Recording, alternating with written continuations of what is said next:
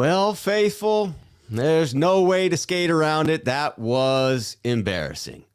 An embarrassing team loss against a division rival that was significantly depleted by injury.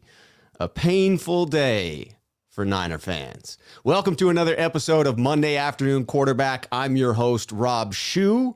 Thankfully, I have a guest here with me today to share in my pain. Aaron Labigan from 49ers First Takes joins me to talk 49ers. Aaron, did I get the last name pronunciation correct? Pretty close. Labigan, it's all good. Doesn't matter. Labigan. Nice. Well, it's like lab again. Like lab again. Labigan. It's I like it. French. It's a French last name, even though I'm half Irish and Sicilian. But That's like me with my German last name, even though I also am half Irish. How are you doing today after that loss? Pretty. I don't know. I'm kind of what's the word I'm looking for? I'm indifferent right now. To be honest with you, because I had a feeling the Niners were going to put a stinker up yesterday, just because they had the starting quarterback out, the starting receiver out, and a smattering of others. And for some reason, I felt like they're going to come in and they're going to think they're just going to roll over these guys. And it sucks that I feel that way because it's my team. But I just had this sneaky suspicion. I thought maybe they could fight their way out of it, but I had a feeling it was coming. I didn't think it was going to turn into a whooping of epic proportions, where they look like the Niners just like they look like they were passionless. They looked clueless. They looked unmotivated. It was just from top to bottom, from coaching to players, it looked like an unprepared, undisciplined team. It really did. And it caught me off guard a bit. I get what you're saying, that it was the classic trap game. It set up for that perfectly, for the 49ers to come out flat. And I just spent so long convincing myself that there's no way they could allow that to happen, given how this season has gone to this point. Sure enough, I was wrong about that. Well, I appreciate you joining me. As I said, I needed someone here today to share in my misery, because, you got to talk about the pain. You got to get it out there. You got to get past it. And you create fantastic content for the faithful and have been doing so for a while now, building up a solid following here on YouTube. So let the viewers here know, what type of content can fans expect to find on your channel, which, by the way, the link for his channel is down below in the description of the video. And what's the best way for fans to follow you? I'm on Instagram. I just created a link tree within the last 45 minutes. Nice. Got my Twitter, my Instagram, my YouTube, and my merch page. Check out the merch. It's a start. I'm not saying you have to buy it, but at least check it out. And I got started about 2 years ago, just kind of, doing news updates, my thoughts. A lot of it was just behind like a waveform on a screen with a still image. I still do that.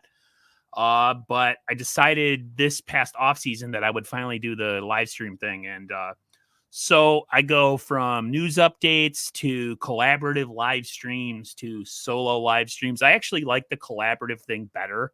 I don't like going alone a lot of times, just because I feel like I run out of stuff to say. When I have somebody else kind of there, it kind of helps me to kind of like get my brain going a little bit. But totally, yeah, it's live streams, it's live updates. I'm looking to start doing call-ins. No video though, because I've heard one of my buddies had a bad situation with somebody coming in on screen and filling his channel with the Jesse Naylor. That was very unfortunate. A previous guest of my channel. Yeah, I will never have a video call-in. I would like to do a roundtable thing.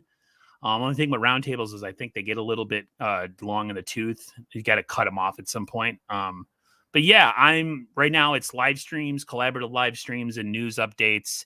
I'll post clips from interviews from like Steve Young, or stuff, audio bites from KNBR or KG, all the radio stations, like anything Niners content I will put up.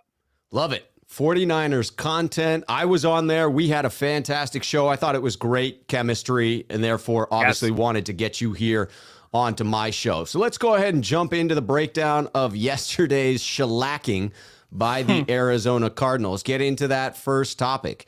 And this one is a little bit of a statement from me to begin with. And then, Aaron, I'll be interested to get your takes. But I thought to myself, why do I continue to subject myself to the beating that the 49ers give to me as a member of the 49er faithful, as a faithful Niner fan? And I thought to myself, the old saying goes, 'tis better to have loved and lost than never to have loved at all. That's spoken by the English poet of the mid-19th century, Alfred Lord Tennyson. In short, basically what I want to say to the faithful is that, yes, I truly believe that. That relates to my fandom. I am glad that I come into games with my hopes up. I'm glad that I was devastated by Sunday's loss. I'm glad that I was optimistic heading into the game. I like having hope. I prefer not to be jaded. I'll probably gain back some optimism later in the week. Right now, I'm deflated, no question. But why do I enjoy taking that beating? Let me tell you, and this relates to the quote of better to have loved and lost than never to have loved at all. Because in being a member of the faithful and getting my hopes up and having them dashed against the rocks continually, the wins feel so much sweeter when you've stuck with the team through the hard times. The joy is much greater when it's in stark contrast to emotional pain. The highs are only as high as the lows are lows. The 49ers have caused me a great deal of emotional pain over the past 27 years since the last Super Bowl victory. But they've also given me some of my best memories. Pure joy. The Saints game in 2011 in the playoffs immediately comes to mind. It wouldn't have felt nearly as sweet without the years of struggle that we had leading up to it. Would I give up those moments of pure joy so that I wouldn't have to feel the pain like I did yesterday? No, I most definitely would not. And this season, it's been particularly painful because of my expectations, and I admit they were my expectations, that the 49ers were a good team capable of competing with the best in the league. So far, I've been really wrong, brutally wrong, Aaron, and that has led to pain. I've adjusted my expectations at this point. I no longer expect those same things, but my hopes are still high. I'll be hurt again, I have no doubt. If the 49ers lose again like they did on Sunday, I will definitely be hurt again. But I think that's a good thing. Aaron, where are you at with your level of frustration and feelings around this team? I want to go with a quote myself from it was the Dark Knight, or the night is always darkest before the dawn, or something like that. Yes, I think that was quote. Harvey Dent. It's like it's like a drug, with a really bad side effect that you get a really good high from, but at the same time you crash really hard. I don't do drugs, but I'm just saying, don't do drugs, kids. But you have a really bad crash after, and it feels horrible, and you like if you drink really a lot and you have a horrible hangover. And that's what it is with the Niners. You keep thinking that maybe this is the year, or in 2019 it was that close. When it almost was the year. It was our damn good year. We had a great year that year. Yes. And but it was, I'm 41 going on 42. I've seen really good 49er ball, and I've also seen about 20 years of most ineptitude and just horrible owning of a franchise, horrible personnel decisions, horrible coaching hires, you name it.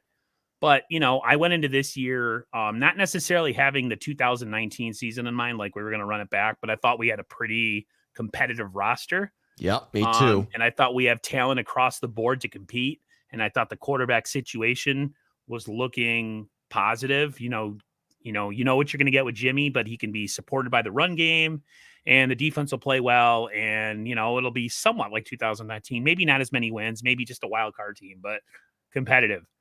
I also was wrong. I got lured in by John Lynch.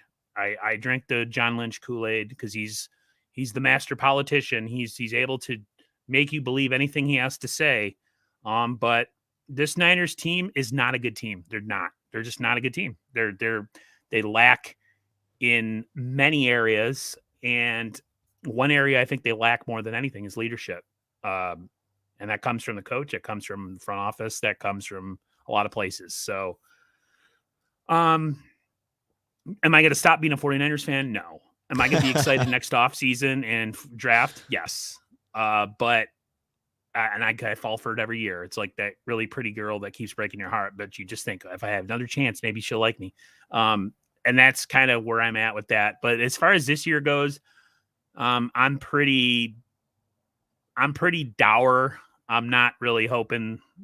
I'm not getting my hopes up at that much anymore. I'm just going to let things play out the way they are. And then who knows, maybe things happen. Maybe there's a firing or a readjustment of some areas of the team in the front office.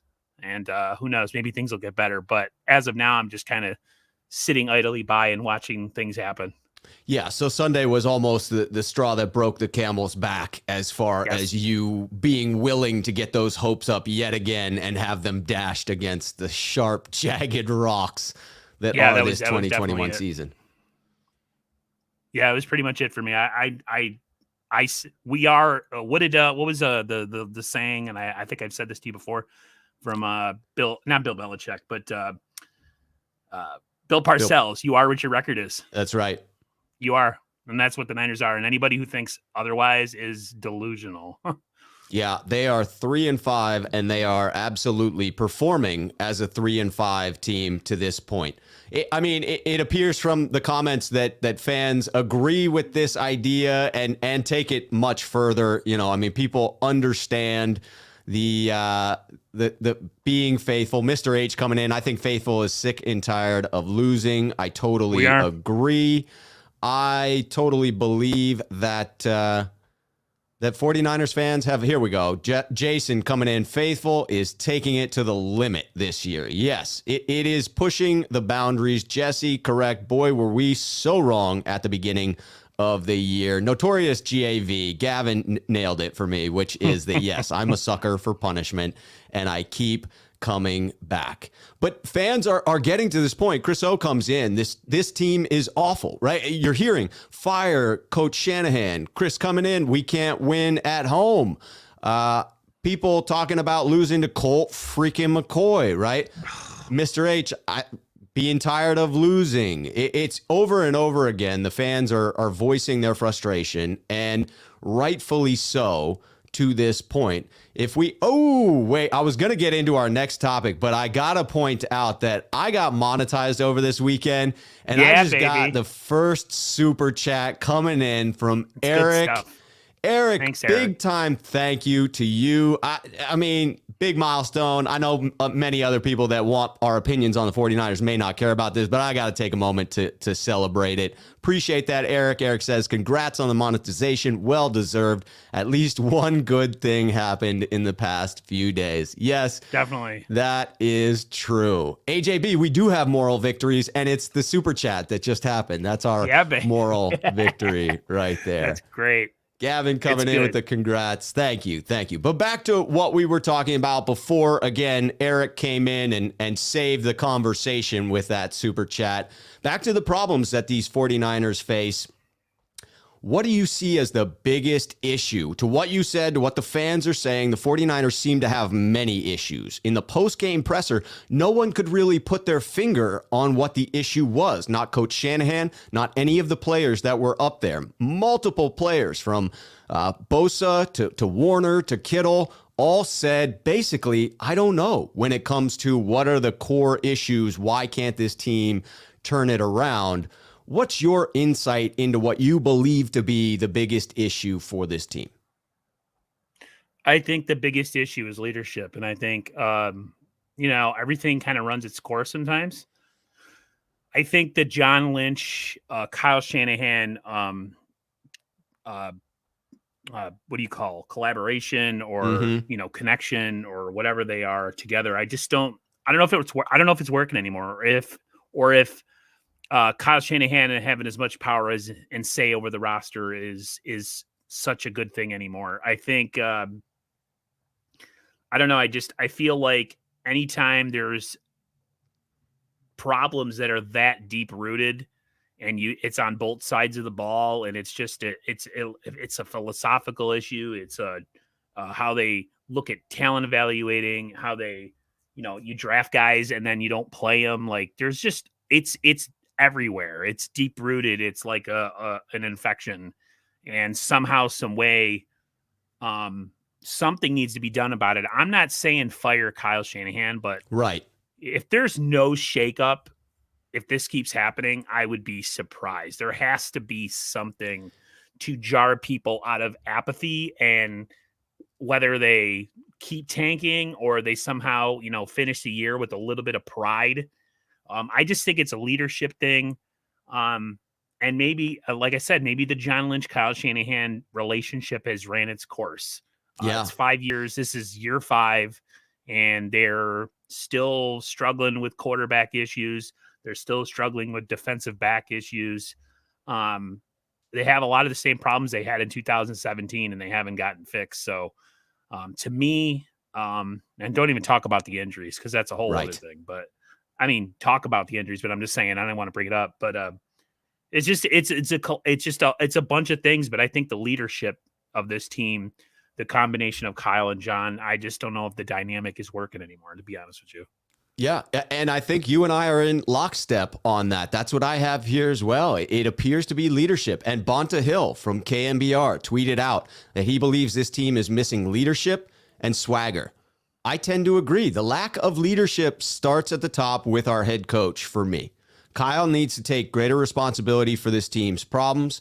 He's the leader of this team. He's got to start acting like it by accepting the buck stops with him type of mentality, really embracing that. All of the chaos lands on his desk as the man in charge. He needs to be the one that's finding the answers that he can't seem to find in the post-game pressers. I hope he's finding greater answers in watching film today, because I need him to take that accountability. If this were a Fortune 500 company, the board of directors would be looking at him. In this scenario, Kyle would be the CEO of that company. He would be the head there that you'd be looking to, and the board would be looking to him for the needed fix. And if he can't find the answers soon, he deserves to be replaced, just like you would within an organization that isn't performing up to the expected results. What happened on the field Sunday cannot continue. I agree with you there. The NFL just doesn't tolerate that level of losing for very long. It is a brutal, brutal league. And there are leaders amongst the players, but none seem to really be stepping up. So yes, it's a problem for me with Kyle Shanahan, as you talked about. But I'm looking for, where are the leaders within the players as well? It seems they don't even know at this point who the leaders are, nor the people who you would assume are the leaders know the answers. Typically, you'd look to the quarterback for the answers, right? But with Jimmy, his legs have been cut out from under him with the fact that this is his last year, most likely, with the organization, and everyone knows it. So even if he possessed the traits of a true leader, which it's not clear to me that he's a very vocal leader to begin with, they took away a lot of his leverage there. He's a short timer now. Everybody knows it. George feels like more of a hype man to me, and he's not always on the field. And if you're not out on the field, it's hard to be a leader. Trent feels more like a hired gun. He's progressing there, but I still get a sense of being detached. On the other side of the ball, the same is true for me of Nick Bosa. Both he and Trent Williams strike me a little bit as mercenaries, right? Hired guns that have been brought in. You would think that Fred Warner would be the leader. He says all the right things, but on the field, his play hasn't matched up to what you would hope for, and it doesn't seem to be working. And Eric Armstead, just a little too quiet for my taste, trying to lead with his actions. He said it in the post-game presser, but it's missing. And you're missing complete veteran leadership in the secondary with Tart and Ward out. There's just nobody there. And Josh Norman might be the antithesis of leadership with what we saw on Sunday. So to me, it's a void of leadership that goes all the way down. The fans are seeing it too. I saw Rick's comment earlier. It is disappointing to know that this team could lose heart in a game so quickly. They couldn't recover after Kittle's fumble. This team has no leader, no pride, and no heart. Exactly. I don't know I can go so far as to say no heart. I saw glimpses, but I get it. I get the frustration. I get the idea of fans believing that they at least saw a moment where the team lacked heart on the field. I was the thing that struck me in that game is just, you have Kittle come back, and he's one of the leaders of this team supposedly, and I have a nickname for him now. I call him the Glass Man because he's always hurt. I'm sorry, until he returns to his form and actually stays healthy and contributes consistently, he's the Glass Man for me. Putting the ball on the carpet like that, you can't do it. It's like, I don't know, man. It's like there's no spatial awareness when these guys have the ball. It's amazing. They turn the ball over at an alarming rate, and they don't take the ball away at all, ever. And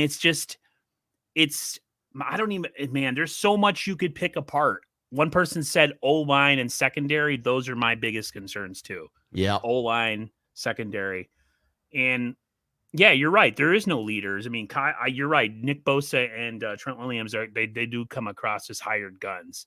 But how can Jimmy even be a leader? Not only because he got his life cut off from under him, but his performance.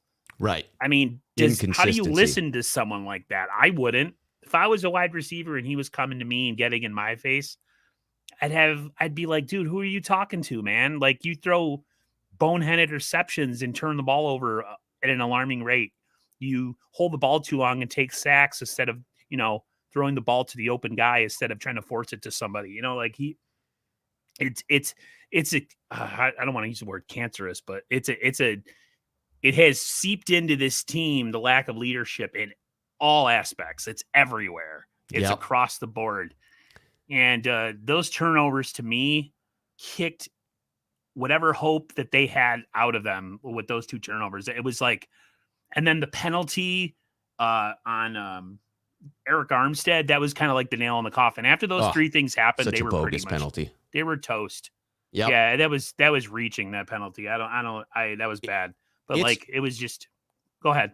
No, I was just going to say, it's all the more painful. Niner Faithful here points out, it's all the more painful after that Indianapolis Colts game because we're reminded of who we let go. 49er Faithful, Niner Faithful comes in.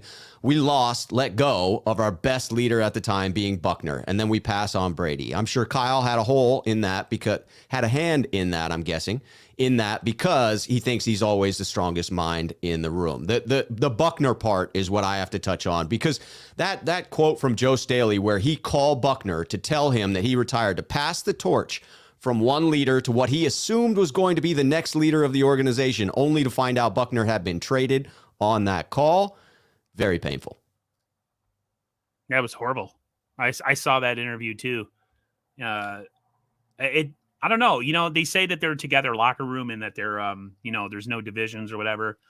But you gotta think that with everything that's happened with Jimmy and with things like that happening, where a guy who supposedly is a leader in the locker room and on the field gets traded, guys start to wonder if, eventually the guys are going to start to wonder if, the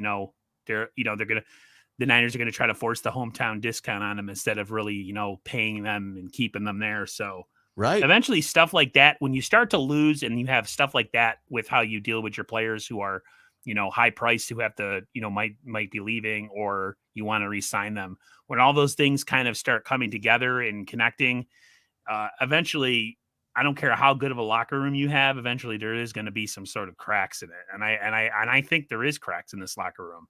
I don't think Kyle necessarily has this team anymore, to be honest with you.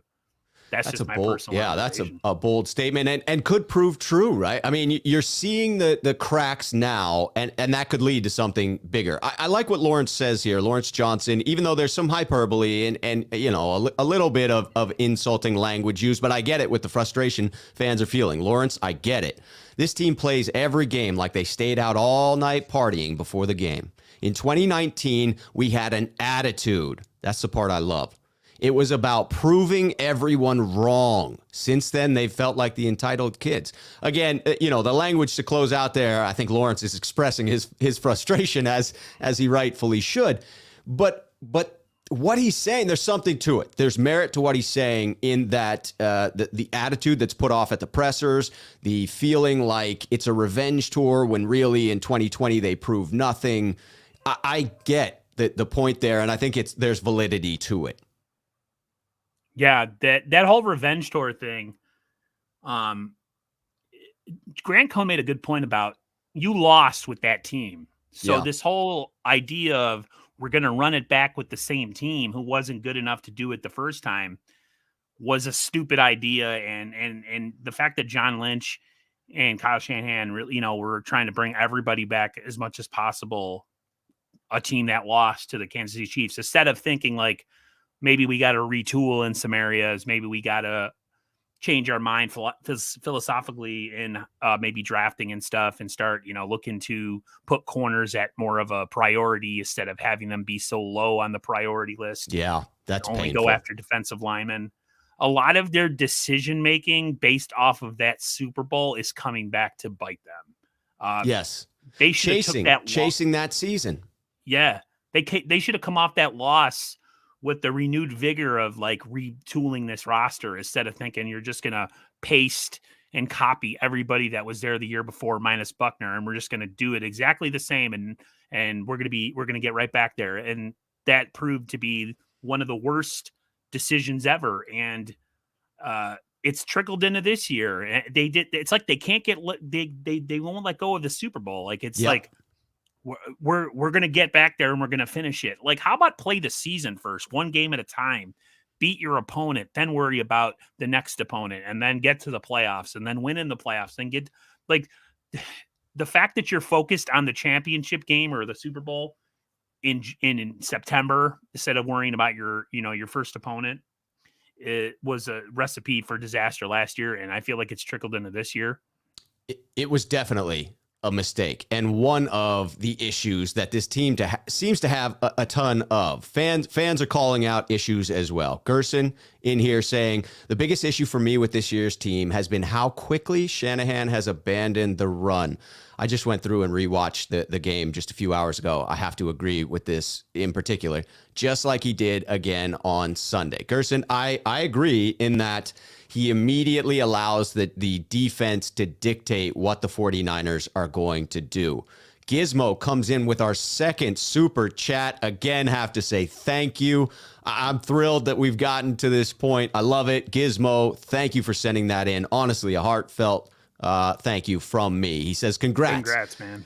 Thank you very much, Aaron. The O-line and cornerbacks are the main problems. Can't argue with that. No first-round draft picks. How do we improve next season? It's a great question, Gizmo, and one that I think the 49ers have to be asking themselves. I think they believed that they didn't have to overcome as many problems as they will have to overcome. They believed, right or wrong, they believed that this was a talented roster. I believed that this was a talented roster. I think the 31 players that are under contract for next year, I thought that was a great core of players. I'm beginning to question that, and I have to believe that the San Francisco 49ers are on some level as well, and questioning if they have the right people at all the right positions in the front office, in the coaching staff. I mean, Jed York has to be asking himself some really, really big questions at this point. Wouldn't you think, Aaron? Yeah, everything has to be on the table at this point.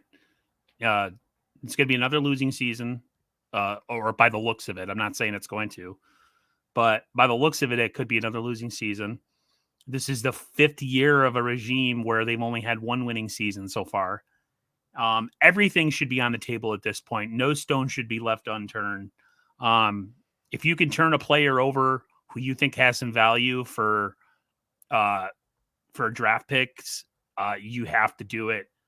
With Jimmy leaving this team, hopefully after this season, and freeing up that money, you might have to spend a little bit of money and not be cheap and go the clearance rack route when it comes to maybe signing a corner that's going to cost you a little money, or signing a guard or a center that's going to cost you a little bit of money. The Niners have played this.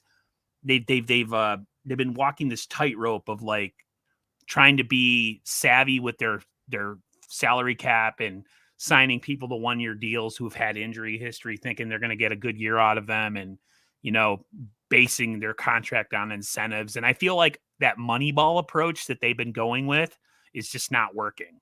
Yep. I'm not saying you have to fully be the Rams and trade away all your draft picks, but sometimes maybe you have to take a shot at a really good player who's going to cost a little bit of money if that one player you think can transform a good position group into an elite position group. And I just feel like they've been stuck in this mindset that's not working.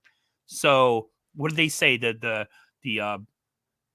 insanity is the same as doing the same thing over and over again and expecting a different result. That's what they're doing right now. So to me, everything should be on the table after this season, no matter what. If it means firing a position coach or reconfiguring your front office or anything, all should be on the table. It really should. And to your point of being closer to what the Rams are doing as far as willingness to put more chips into the center of the table. I mean, clearly the 49ers did that in the trade up to 3, and we could debate that. But True. No, but in other moves, they're not. They're hesitant. They are taking this Moneyball approach that you mentioned. I see that tendency as well. And it really hasn't paid off for the 49ers. They need to admit that it's not working in the way that they're attempting to build out this roster, and they have to try something new. It is the definition of insanity to continue to do the same thing over and over again and expect different results. It is entirely frustrating. I do wonder what role Parag plays in here. I've got Brian Culp coming in talking about getting rid of Parag. You hear those along with getting rid of Kyle, obviously, and who knows what Jed is actually going to end up doing, but you would think he might start acting a little bit erratically if things go any worse. In transitioning to our next topic, this was from the press conference that occurred where Shanahan was asked about starting Trey Lance. Coach Shanahan seemed to scoff at the idea that he might play Trey this week. Is that an unreasonable stance for him to take at this point? Absolutely. The direction of this season quickly is becoming a direction of a season that could be lost. And anything should be on the table at this, like I said, at this point. Now, Jimmy has played well the last couple games. I will give him that. But at this point, I feel like if this season ends up being a lost season, you really have to consider starting to play some of these young players. And number one has to be the quarterback. You have to see what you have. You want to go into next season with at least having a little bit of hope and a little bit of excitement that, man, we got something here with this kid, instead of going into the offseason with absolutely zero idea what you have and hoping and praying that he's going to be a good quarterback. At this point, I think it's why not put the kid in there? I mean, he adds an element of the offense that we don't have at the quarterback position, a guy who can get out, make plays with his legs. Like I said, he's got an elite arm. He's super athletic. Yeah, he's raw and whatever, but right.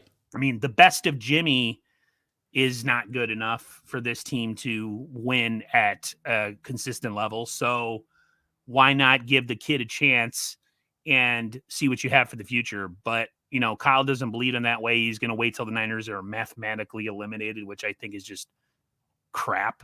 Crazy, because it's going to take a really long time this year. Yeah, and you should, if it's all about winning, why not do what it takes? And if that means shaking things up at quarterback, then do it. Bringing Aaron Banks in to play guard. Moving over, where's Trey Sermon? Like what? There's just everything should be on the table, including the rookie. Yeah. For me, I suppose I still do understand the logic that's being used in needing to play Jimmy against LA on Sunday. You know, it's one last glimmer of hope to save the season type of thing. And there are people's jobs and livelihoods on the line. And clearly Kyle Shanahan and John Lynch have to view that. These are their friends. You know, that's jobs are on the line that could lose their careers at the end of this season. And coach has been consistent in his belief that Lance isn't ready. He could be wrong about that, but we can't say for certain yet because we haven't seen enough of him on the field. So I give him the benefit of the doubt there a little bit. But I also get that if the season is lost, that, you know, I don't need Trey to come in against the Rams defense. I would rather have him wait for a slightly easier matchup the following week. So there's the inner fan in me that's like, no, Kyle, first of all, you shouldn't be laughing at this. This is no laughing matter. Like, we are in dire straits. You shouldn't be scoffing at any questions at this point. I'd rather you be serious and take this at the level that I'm feeling, which is, mad, infuriated, embarrassed. But, I want to set up Trey for as much success as possible. So I try to remove that inner fan that says, no, put him in, get to the young guy, give me some hope. But I also just understand that side of it for fans calling for Trey. I do wish that Coach Shanahan would stifle that snark on some level, because I think that is a part of the issue I have with him as a leader.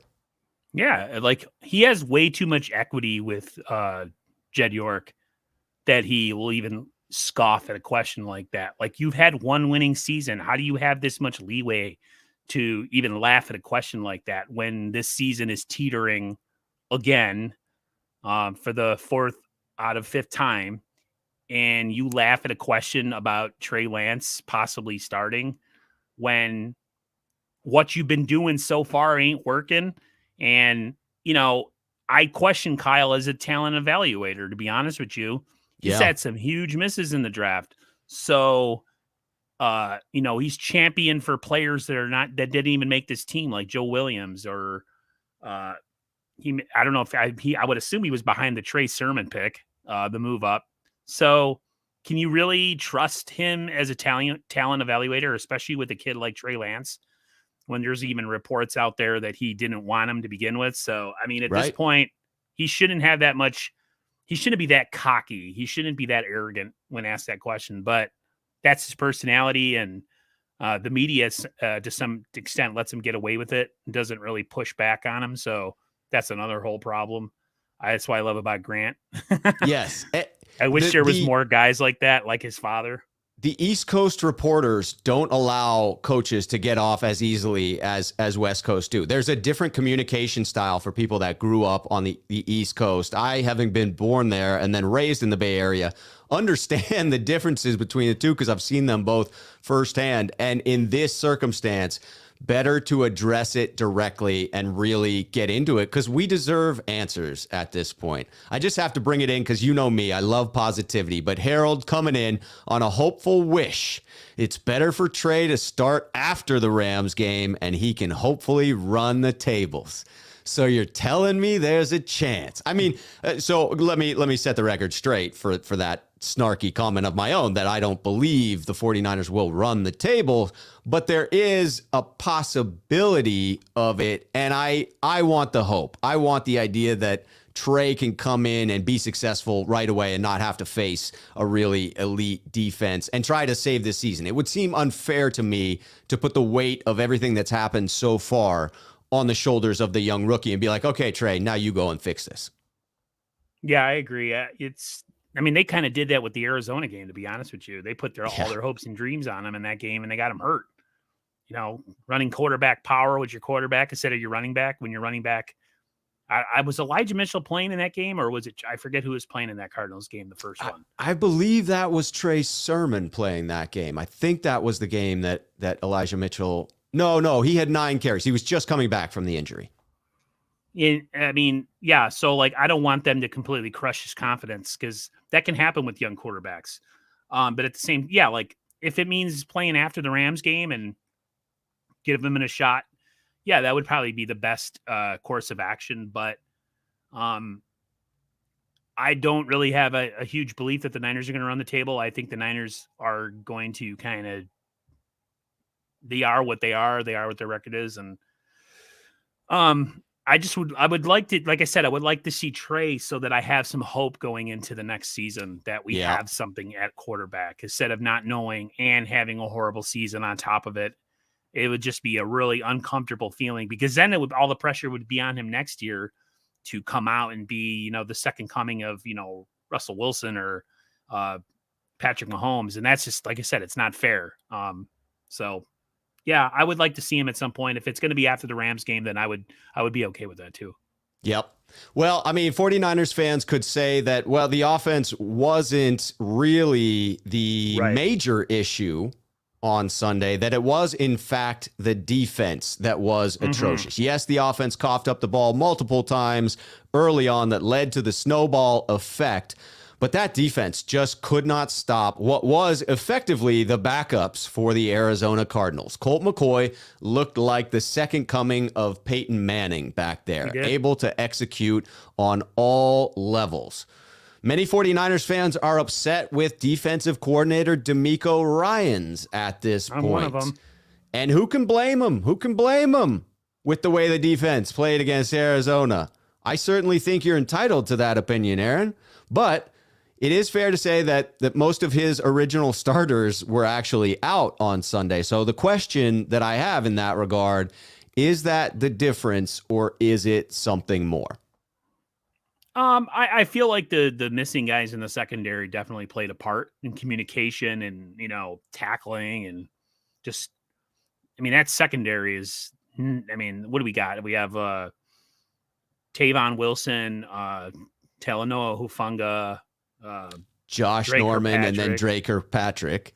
Yeah, that's not a good secondary. That's not a good secondary. And, but Saleh, as much as I didn't like him at first, he last year proved himself very worthy with figuring out, even with all the deficiencies we had on the defensive side of the ball, and we still finished with a top 10 defense. So I think, like, I don't know, DeMeco seems like a guy that doesn't really adjust too well. Like, he just kind of, here it is. This is what I do. This is what we run. And you can't perform it, then I guess we're going to suck and we're not going to play well. Like, I don't see that. I don't see any in-game adjustments. You're getting gouged on the run and it keeps happening and it keeps happening. And there's no adjustments. Pass rush was abysmal yesterday. Like, they barely got any pressure other than a couple times.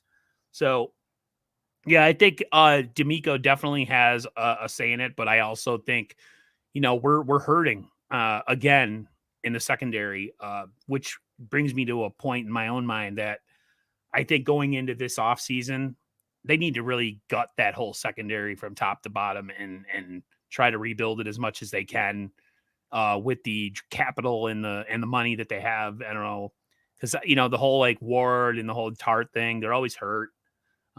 Secondary, the cornerbacks are abysmal. So, again, play the young kid. Let's see what we have in Diamador Lenore. Right. Please. Where's the hope? Where's the youth? Bring them in. Something to cling on to going into next year. Something, anything. Yeah. You could certainly point to injury issues. You could point back to roster construction. The injury issues here, you might argue, are predictable. Right. We re-signed a lot of players that have long injury histories, and then those players ended up getting injured again. Not really a shocker. You could be shocked when it happened, especially the week one injuries, losing Verrett and Mostert for the entire season week one. I don't think you could account for that. Even if you said, why would you re-sign and count on these guys as your number one starters in those two, the running back room and the cornerback room, when you know that they are prone to injury? I will acknowledge the 6 starters from week one that were out Sunday: Jimmy Ward, Jaquaski Tart, Javon Kinlaw, Dre Greenlaw,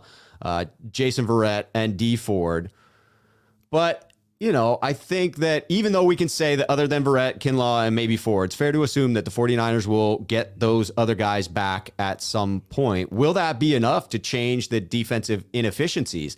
I saw and put on the comment earlier that said it's like whack-a-mole. It is new problems every week that are coming in. It just seems to be that we can't get a handle on it. Came in from JT.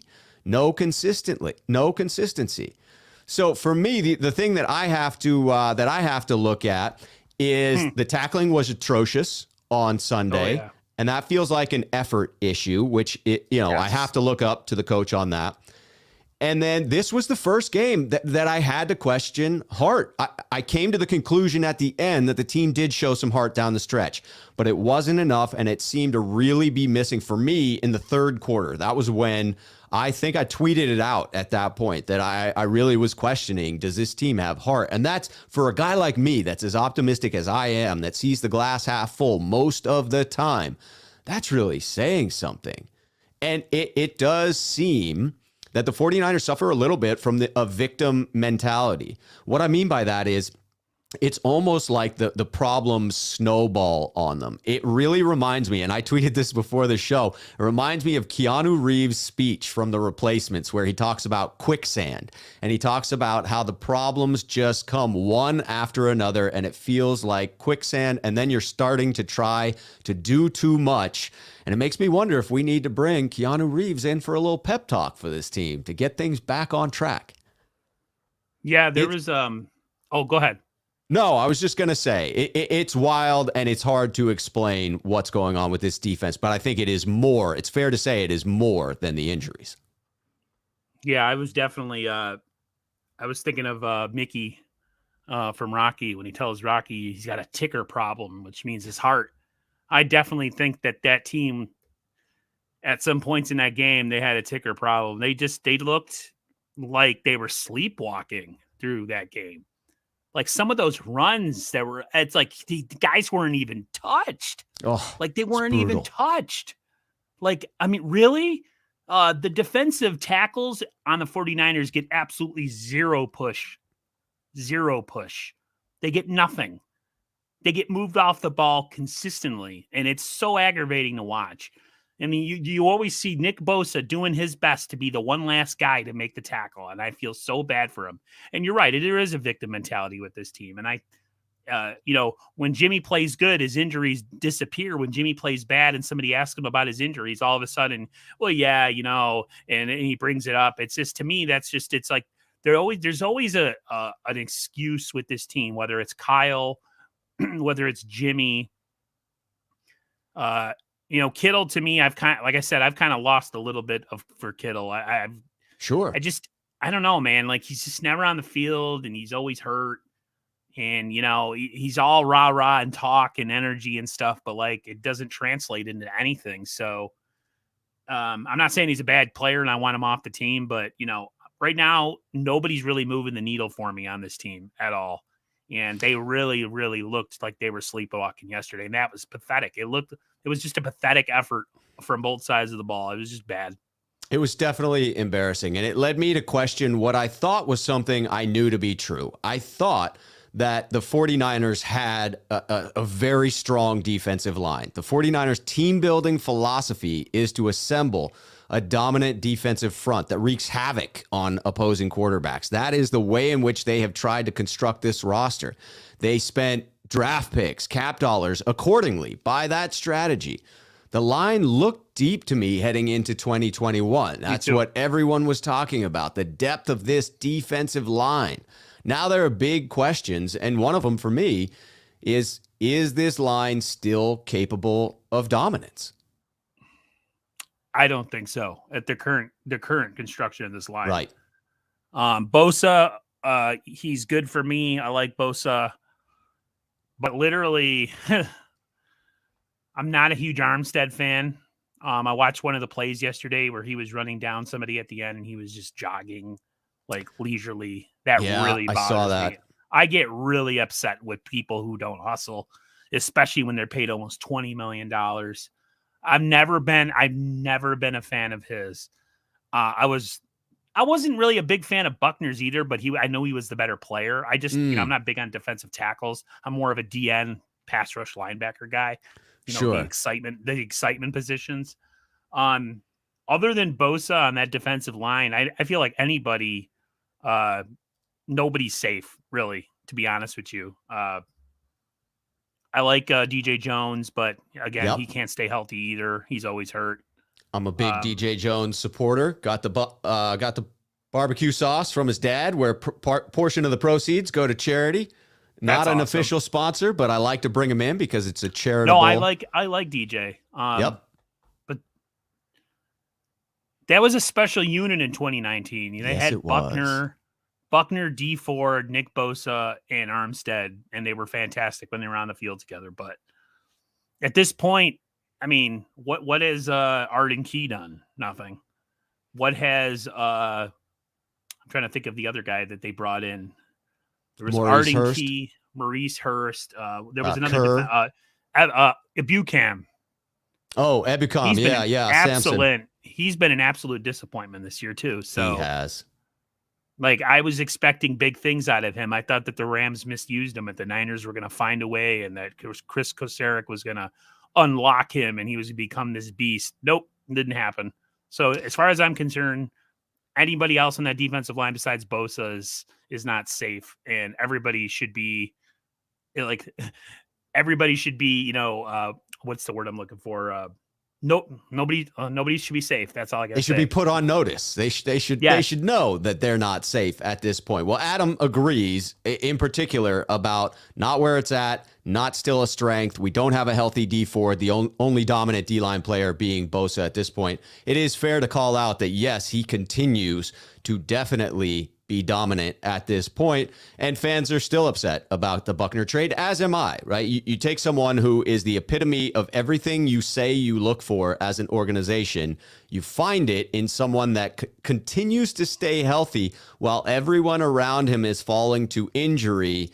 And what do? You trade him away. That was a confusing move to me. It went against everything that they had told me as an organization they valued. It seemed to contradict that. So I found that to be extremely frustrating. In answering the question of, is the D-line still a strength? It's unclear to me at this point a bit. I get definitively saying, no, it's not. I'm not going to argue against that because, like I say, it's unclear. I don't feel the other way, but I still have some questions. Is their inability to stop the run simply a reflection of the injuries? Is Kinlaw being out the biggest factor when Greenlaw returns? Is that going to help? Can Ford being in provide rest to Ebukam? There are big questions for me. Or is this line just not as good as we thought? I may have overestimated the depth here. I definitely got hyped on players like Ebukam and backups, Kevin Givens, Jordan Willis, everyone adding value, even though I didn't expect them to be studs. But I bought into this idea that they were all going to take the next step, that they were all going to grow into the role the Niners had carved out for them. Because Ebukam, the Niners were expecting far more than the Cardinals did from him, right? He's putting up what he did for the Cardinals. I'm getting that right? We signed Ebukam. Rams, that's right. I knew I was wrong about it. Sherfield from the Cardinals. So right. He was productive there, but we were asking more from him, and I bought into that idea that he'd be able to provide more. And I have to say, I think that I was wrong there. After the Kinlaw injury, we're absolutely suspect against the run, and it's hard to win on defense if you don't tackle and can't stop the run. Near impossible. Part of it, I think, is schematic too, running that wide nine. I think you're just susceptible to getting gouged. Yeah, because you have 4-lane highways that people can run through. Yeah, and the Niners defensive tackles, like somebody said in the comments that they think DJ Jones is a nose, and I agree. I don't think he's a defensive tackle either. Guys are getting pushed off the ball. There's no anchor on that defensive line. I've always been more of a fan of the 3-4 defense because of how well it does against the run, mostly. Yeah. But yeah, I think schematic wise, I think that wide nine has kind of overstayed its welcome. My brother's a Dolphins fan. He was not a big fan of Chris Kocurek when he was in Miami for the same reason. Not that the Dolphins are any better, but he didn't like it just because of what it did against the run. And I see that it's a combination of things with the Niners of why they can't stop the run. I think it's a personnel issue. I think it's a schematic issue, and I think maybe it's a coaching issue too. So it's just one big giant wall of failure wax. It all sucks. It's just bad. It is bad. And a lot of things have been bad. So for one of our final topics before we go, I want to see if we can't try to spin something to the positive, because I owe that to the faithful as someone who prides himself on attempting to be optimistic, on believing that I'm happier as an individual when I see the world as a glass half full. I am a better person when I assume positive intent from everyone I meet, as opposed to thinking that they have their own agenda, right? If I assume positive, my life is better. I'm having a hard time with that with the San Francisco 49ers right now. I'm not going to lie. Right. It is challenging that belief that I hold in my core. Is there any reasons for optimism, or is the season over? Pack your bags. Don't bother watching any freaking games from this point on, because many 49er fans are circling that drain and feeling that way, that it's like, I'm shutting this off, and I can't blame them. I do not blame them. I get the frustration with this team. That said, is the season really over, or are there things that 49ers fans should still be watching for? I'll be honest with you. Personally, I think the season is done. Honestly, I'll be honest. I'm not trying to be negative. I'm just, if you had a gun to my head right now and you asked me, I would say yes. But I do. One thing of optimism that would give me some optimism is, let's see some of these rookies that we got, man. Right. Give me something. Let me see Aaron Banks. Let's see if he's gotten a little better since, offseason. Yeah, he looked like he was a little, big and slow and not in shape coming into camp. That's just the idea that I got from him. Maybe let's see what we got with him. Let's see what we got with Trey Sermon. Use him on a regular basis. I know you have Jeff Wilson Jr. back, but you don't want to run him into the ground after being out for so long. Put Deommodore Lenoir and Ambry Thomas in there, man. Like, why not? I mean, at a certain point, you're going to have to see what you have, and why not do it if this season, quote unquote, becomes a lost season? You want to at least say, oh man, we got a corner. We got a really good guard. Maybe we even have something in Jalen. Is it Jalen Moore? Yeah. Tackle. It is Jalen Moore. I want to see him too. I would like to see him too. He did well a couple weeks ago when he played. Yeah, it seems that we'll get a chance to see him start at right tackle. Shanahan indicated as much today, which is positive. Yeah, I mean, he's going to struggle because he's been a left tackle, I guess, his whole career. But, right. I mean, give me something to latch onto, and then maybe, mix that with a decent free agency haul if you let Garoppolo go. Mm-hmm. And, hit some late round picks again next year.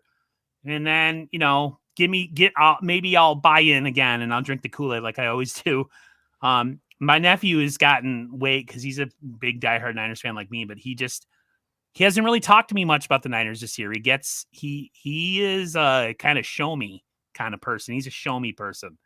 And he doesn't allow his heart to get attached because of how they've been for the majority of his life since, he's been able to follow football. He was born in 95, but his memories of football have probably been, I'd say, the last 13 years or so. So I understand why he is the way he is. I've kind of seen some other things, so I'm a little more optimistic, but I'd probably be the first off season that I'm going to go into where I'm going to have zero expectations and just let the cards fall where they may and let things just kind of organically happen. But yeah, let's see some rookies. Give me some hope going into next year.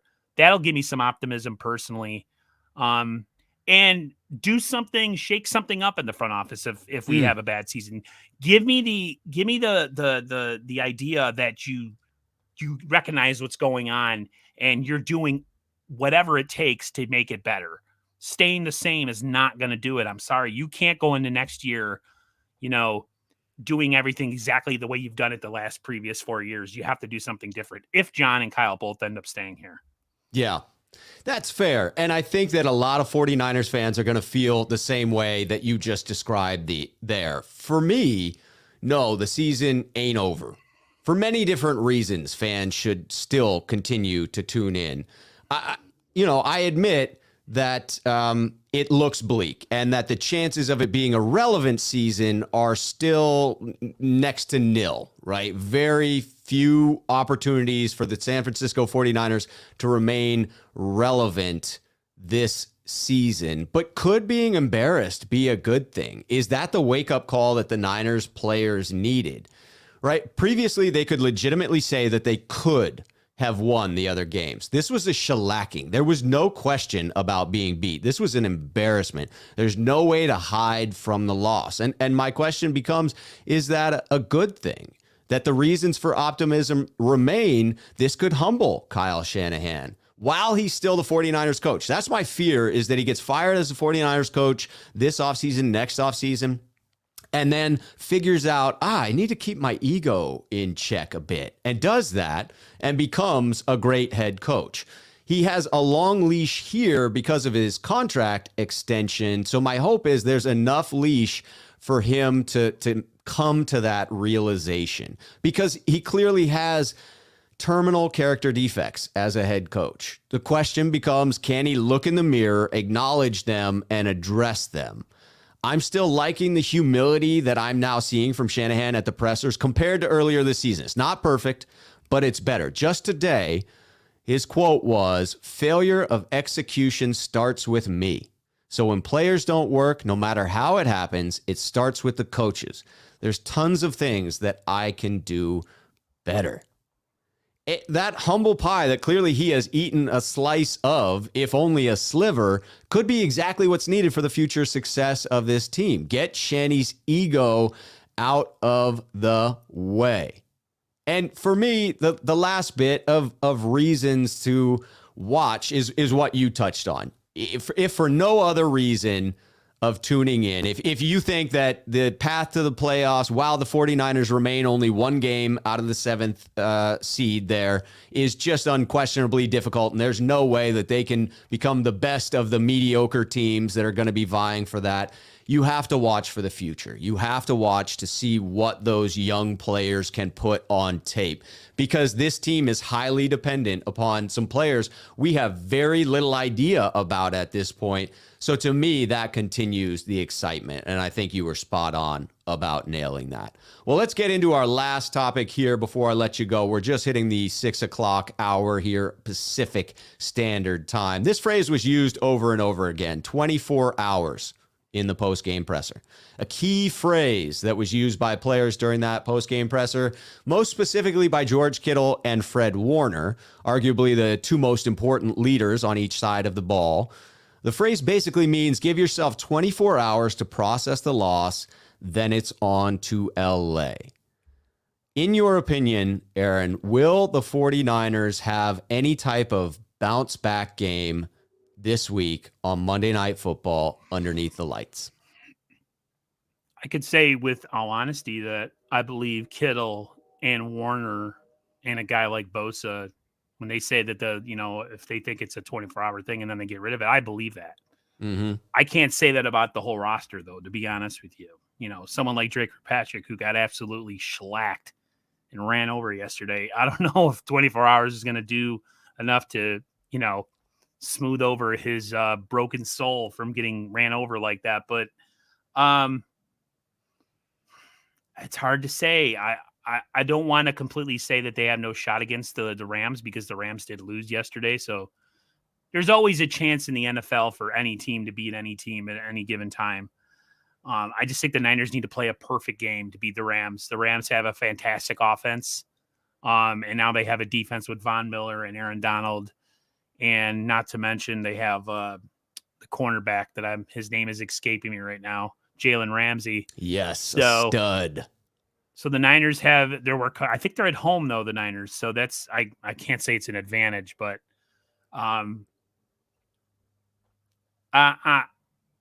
it's hard to say. I'll be honest with you, Rob. I don't know if they could beat the Rams. Do I want them to beat the Rams, and am I pulling for them to beat the Rams? Absolutely. But honestly, I think it's a tall task, and they need to play a perfect game.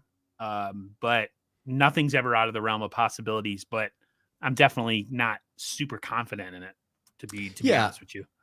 Any given Sunday is the saying, and it's there for a reason. I mean, the Jaguars beat the Bills. The Rams got completely embarrassed last night. It could happen. It could. And I love the optimism. I'm bringing Rick in here with his super chat, because, again, got to get the super chats in. Priority number one. Absolutely. Play on words here. Shoe the man, Rob. Shoe the man. I like that. That's good. That's clever. Rick Muniz coming in. Congrats. Thank you very much, Rick. Niner for life, as am I. Always faithful. It's going to get better. Believe it. So I'm taking that positivity into my answer for this question. For me, it goes back to what's your identity? And if that is your identity, so for the San Francisco 49ers, I am going to say that that is a run-first team. That everything within the Shanahan offense develops from the run. And I watched them get away from it so quickly against Arizona. If that's your identity, you don't let other teams dictate to you what you do there. If you run the ball successfully and build everything from that, you need to continue to run the ball at least until the other team proves that they can stop you. Don't stop yourself. That's what I saw. Shanahan said, if you run it against that stuff, you're going to be in 3rd and 12, talking about coming up against people, six people on the line of scrimmage for the Cardinals.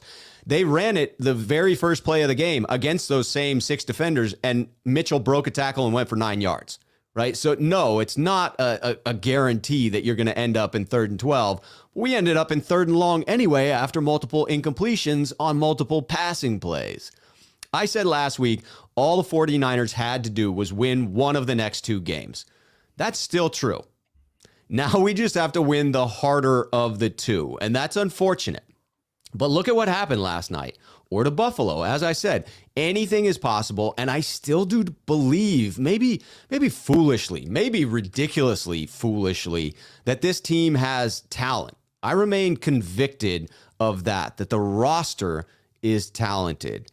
I see this as a chance for national redemption in front of the world on Monday Night Football. You know, what are the 49ers made of? Or do they shy away into the corner and embarrass themselves again? We are about to answer any remaining questions in my book. The shot at redemption, being embarrassed against a division rival. How are you going to respond, 49ers? They still remain just 1 game out of that 7th playoff spot. Everybody else lost on Sunday as well. So nothing really changed in pursuing the playoffs. Can they do anything when they get there? I doubt it, unless this team changes significantly in its makeup. But maybe if you've rotated to Trey at that point and you're getting explosive plays, there's a chance. So what I say to the faithful that are like me, that are looking for optimism, is that this season isn't over. And maybe that means more heartbreak for me along the way. I am okay with that. Good. Bring it on. Bring on the heartbreak. Because you can't have the epic moments without the pain. It just wouldn't be the same. I agree. I'm just more of I can't say I'm a negative person. I'm just more of like, I go with what my emotion is at the time, highs and lows. Like, if I'm a very passionate person, whether it's anger, sadness, happiness, all of it is at extremes. So, I want to be super optimistic. I was yesterday for sure to start that game. Even though I thought the Niners might have a stinker in them. But I thought, like, they'll come back from it. There's no way. They're at home. Kittle's back. Everything's good. It looked like Ayuk was finally starting to come into his own yesterday, and then nope. So, yeah, maybe with the chips against them and nobody believing in them, including myself, they come out and they beat the Rams. So we'll see. It ain't over until they're eliminated mathematically. That is right. And Arthur Long coming in saying, Rob, I almost got him with that speech. Hopefully I swayed somebody. It was my impassioned plea. I like Eric's here saying, though, I tricked him into having hope last week. I'm sorry, Eric. I'm not falling for it again. Yes, it is. Mr. Fang has been in taunting the Niners most of the night, but he sees it as a chance for more national embarrassment. I'm guessing a lot of people feel that way. Absolutely. Adam calling out that I am so positive. Power to me. I appreciate that. I got to try and keep it positive. That's for sure. But there's much more anger than there is positivity. And we'll, kind of leave it there in that 49ers fans feel that anger, and it's right for them to feel that. It's right for 49ers fans to be embarrassed by what they saw. I'm embarrassed by what I saw on Sunday, and I didn't play. I am sure that there are a lot of players within the 49ers organization that are really looking inside to themselves today to try and find some answers. I just hope that they find something, that they find some consistency, and that a light comes on. I do believe that they fell victim to getting behind and allowing that to convince them they were out of it and they gave up a bit. I thought they came back in and showed some fight at the end, but I definitely think there was a snowball effect. The quicksand was real on Sunday. It's a question of, can they find some answers and can they bring the fire and the passion back? Because I tell you what, if that is missing on Monday night underneath the lights, then the season is over. I mean, over, lock the door, throw away the key type of over. Definitely. And the way I look at it is if you're a man and you have any self-respect or any pride in what you do for a living, you're going to come out next Monday and give it all you got. If you lose, at least you lose with no excuses. But to me, it's a matter of pride. It's a matter of respect for yourself and for your brother next to you who you play with. So get a little testicular fortitude, man up, buck up, and come out and play your best. Yeah, at this point, you're not playing for the coaches. You're playing for the man next to you. Like, yes. The players need to play for themselves. They need to play for one another. This is not about John Lynch. This is not about a depleted roster. This is not about injuries. This is not about Kyle Shanahan. Although, yes, Kyle deserves blame and needs to step up. The bottom line here is it's on the players. The players are the ones that are out there putting their bodies on the line, and they have to communicate with one another, come to some type of understanding of the fire that's required against these other teams, because nobody's taking it easy on the 49ers. No one is sympathetic to the 49ers going through all of these problems that they are. Instead, they're taking advantage of the 49ers, as they should, as you would expect a team to do. Well, I have to say, Aaron, it was an absolute pleasure having you on here. The comments were fired up, and I apologize to the people in the chat that we couldn't get to more, but please, this is a reminder, please join me for Wednesday's mailbag that is all about your comments and questions. You can send them to me ahead of time if you like. The mailbag is going to be Wednesday at 5 p.m. Send me your questions at 49ersmailbag@gmail.com. Leave them in the comments section on my YouTube videos, on this video, on the previous mailbag video. Shoot me a DM on Twitter. Hit me up directly on my Twitter feed. You got multiple ways of sending that question, but I also welcome all of you to bring this energy, this fervor back Wednesday night, because we'll be back into the chat for your questions at that time. Aaron, honestly, an absolute pleasure having you on here. I look forward to the next time we will be able to do this again. Thanks, Rob. And I was pleasantly shocked when you said, "Yeah, I want to have you on." I was like, "Absolutely." I had a great time last time. It's some people are just easier to have conversation with than others, and you were definitely one of those people. Well, thank you very much, Aaron. I find the same to be true with yourself. I had such a blast on your channel. If you don't subscribe to Aaron, go look down in the description of this video. The link to his YouTube channel is on there. It is 49ers First Takes. Go give it a listen and subscribe. It is good stuff. Appreciate having you on. We will definitely do this again. Until the next time, faithful, here's to you.